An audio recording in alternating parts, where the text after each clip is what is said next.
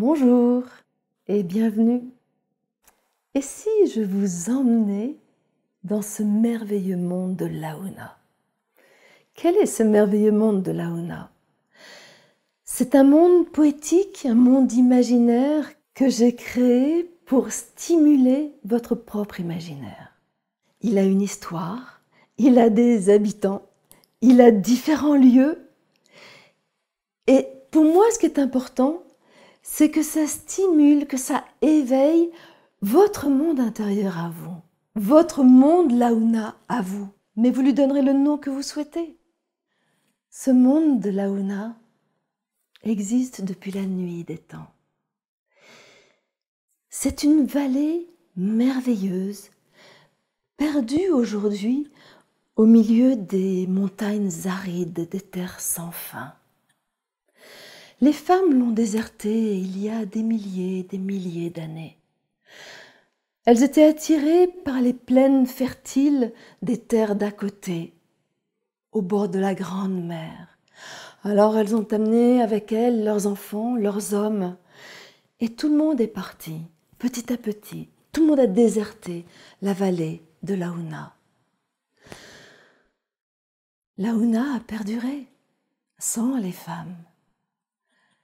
Et ce qui a perduré surtout, c'est Rakaumutunga, l'arbre du cœur de Laouna. Il est là, il trône au milieu du lac aux fleurs d'étoiles. Et il a grandi, et encore, majestueux, il a dépassé la Vironie d'Aigle. Il a dépassé la montagne de la connaissance. Il a grandi. Et il a dépassé le pic Torotoro. Et il a grandi parce qu'il voulait rejoindre la lumière, il voulait rejoindre les étoiles, ces étoiles qui le fascinaient dans le ciel. Il tendait les doigts de ses branches, la nuit, jusqu'aux étoiles. Et peut-être vous arrive-t-il, par nuit de nouvelle lune, lorsque la nuit est noire, si vous écoutez bien, vous entendez ronronner les étoiles. C'est Rakaumutunga qui les caresse tout doucement. C'était son rêve et il l'a fait. Et c'est ça qu'il vous dit. Réalise ton rêve. Il est monté aussi loin, il a dépassé les montagnes arides dans l'espoir de pouvoir attirer le regard des femmes au bord de la grande mer. Au bord de la grande mer, les femmes se regroupent tous les soirs après leur dure journée de labeur. Elles se baignent, elles se reposent, elles sont parfois épuisées. Et elles regardent au-delà des terres sauvages, au-delà des terres sans fin, au-delà des montagnes arides. Leur regard est appelé par cet étrange arbre avec ses branches dénudées qui s'élèvent dans le ciel en hiver, avec le pourtour rosé de son feuillage avec les fleurs de printemps et avec ce rouge éclatant de ses fleurs en été qui offrent leur cœur aux étoiles et qui en détachent leurs pétales. Et, comme par magie, les étoiles tombent dans le ciel. Les pétales tombent dans le ciel. Ils s'élèvent. Ils sont aspirés. Ils rejoignent peut-être amoureusement une étoile. Je ne sais pas. Certains pétales retournent vers la terre. Ils volent tranquillement et se déposent comme une langue de feu qui ne s'éteint pas sur la mer, la grande mer. Poussé par les vagues, tel un tout petit bateau, il arrive et se pose comme par hasard ou comme par magie, juste au pied d'une femme. Il la désigne gardienne de ce pétale-là. Gardienne à vie.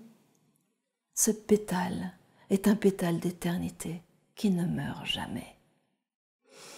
Instinctivement, la femme le ramasse comme une perle précieuse. Instinctivement, elle le porte à son cœur, comme si elle voulait entendre battre le cœur du monde de Launa, dont elle a perdu l'origine, dont elle a perdu la trace. Instinctivement, elle va baisser ses mains et venir déposer juste sur sa peau ce pétale à la hauteur de son utérus. Et elle le tient là, secrètement, bien au chaud. Et tous les soirs, quand elle s'endormira, elle posera à nouveau ses mains sur ce pétale, comme si ce pétale restait collé à la peau, il s'est intégré à sa peau. Et petit à petit, ce pétale chatouille le cycle de la femme dans son utérus. Il appelle la femme à écouter son cycle. Et il murmure à la femme, reviens, reviens sur tes terres de femme, respecte-toi, reviens vers toi. Il est dit que la femme qui ramasse un pétale aura un enfant dans l'année. Les femmes le croient, pourtant ça ne se réalise pas. Pourquoi perdure-t-elle cette croyance ancestrale? Ce qui est sûr, c'est que dans l'année, la femme, à un moment donné, lâchera ses outils de labeur et prendra le chemin. Elle prendra la route, le chemin, la trace, peu importe. Et elle partira dans ces montagnes arides. Elle traversera les terres sans fin. Elle suivra cet appel, comme si ses pas l'entraînaient. Elle ne sait tout. Elle n'a pas de destination. Et un jour, elle arrive sur un petit col escarpé. Et là, merveille des merveilles, elle découvre ce merveilleux monde de Launa, avec en face d'elle Rakauumutunga qui l'accueille. Bienvenue, femme, bienvenue dans ton royaume, sur tes terres sacrées. Viens, entre. La femme parfois hésite et en même temps devant elle il y a une multitude, une foultitude de fleurs colorées qui là aussi tout doucement se bercent avec le vent et lui font signe. Viens, viens, c'est le pré des femmes. Le pré où les femmes aiment se réunir, le pré où elles aiment à danser pour danser avec la lune. C'est le pré qui accueille le tam-tam du monde de Launa, ce tam-tam qui pulse le cœur de la terre de Launa. Ce tam-tam qui pulse le rythme du cycle de vie, ce cycle qui anime chaque femme, qui anime chaque fleur, qui anime chaque être, qui anime Rakauumutunga, qui anime la terre, qui anime le ciel, qui anime la lune. Et en même temps, elle découvre sur le côté. Et elle le découvre, elle l'entend plutôt. C'est la mer Waea, cette mer mystérieuse. On ne sait pas d'où vient son eau. On l'appelle la mer matricielle. On dit que c'est d'elle qu'est née la terre, Launa. On dit même parfois que c'est d'elle qu'est née la terre, toute la terre. Waea murmure régulièrement avec ses vagues, doucement. Et une fois, tous les 2160 ans, au moment du changement d'air, la fleur Wetu, une fleur magistrale, une fleur unique, fleurit et attire les étoiles jusqu'au cœur de la terre. La femme, en marchant, va aussi découvrir la Vironie d'Aigle, un espace où elle se pose, où elle contemple, où elle se calme, où elle se connecte à tout ce qui est là. La vue est infinie. le pic Toro Toro ou le pic aux doigts de fée, dont l'ascension semble vertigineuse. Il inspire la femme à dépasser ses limites, à explorer, à devenir aventurière de son monde. Peut-être que son regard préfère se poser sur la montagne, Puka Puka, la montagne de la connaissance.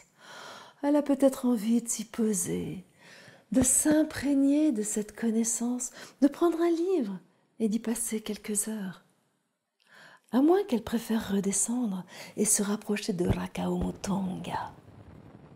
Peut-être qu'elle a envie de monter dans ses branches, mais quand elle approche, ce n'est pas possible. Il est au cœur du lac aux fleurs d'étoiles. Ces fleurs magnifiques qui s'éclairent de temps en temps la nuit. Ce sont, dit-on, les écailles d'argent de la sirène qui l'habite, qui éclaire ces fleurs. Et chaque fleur, quand elle s'éclaire, parle à la femme, invite la femme à aller un peu plus loin vers elle. Souvent, la femme s'approche, se penche, découvre le fond du lac aux fleurs d'étoiles. Et parfois, elle aperçoit un reflet argenté. C'est la sirène qui est là. Parfois, elle lui pose une question et la sirène lui répond. Mais la sirène lui répond comme elle a envie. Elle est espiègle. Lorsque la femme se penche et regarde dans les eaux cristallines du lac aux fleurs d'étoiles, ce qu'elle voit, ce n'est pas son visage. Ce qu'elle voit, c'est le visage de son être. Le visage de cet être essentiel qu'elle incarne. Parfois, ça lui fait peur. Parfois, elle en tombe presque amoureuse. Elle est attirée. Mais jamais elle ne se baigne dans ces eaux. Lorsqu'elle est là, la femme entend un rire joyeux. Elle regarde un peu mieux, et elle découvre que loin là-bas au fond, se jetant dans le lac aux fleurs d'étoiles, il y a la rivière aux eaux joueuses qui cavalcade en cascade, en vasque, en petit torrent. Et si elle la suit, parce que ce n'est pas si évident, elle remonte à sa source, et à sa source, elle découvre la grotte mystérieuse de l'origine. Là vit le petit djinn Ori, qui peut lui parler de l'origine du monde, de son origine à elle, de l'origine des eaux, de l'origine. En même temps, la femme est souvent attirée par ce qui est juste là, discret et en même temps pleinement présent. C'est juste à côté du pré des femmes. C'est la forêt au cœur tendre. Ce qu'il s'y passe est tellement intime. C'est la forêt des jeunes filles. C'est une forêt féerique. On n'y rentre pas comme ça. On y est invité. Donc je ne vous en dis pas plus. Vous la découvrirez lorsqu'elle s'ouvrira. Et dans ce monde, lorsque la femme se promène, elle sent qu'elle n'est pas seule. Il y a des présences. Alors, il y a effectivement des gardiens comme la sirène, comme Origine.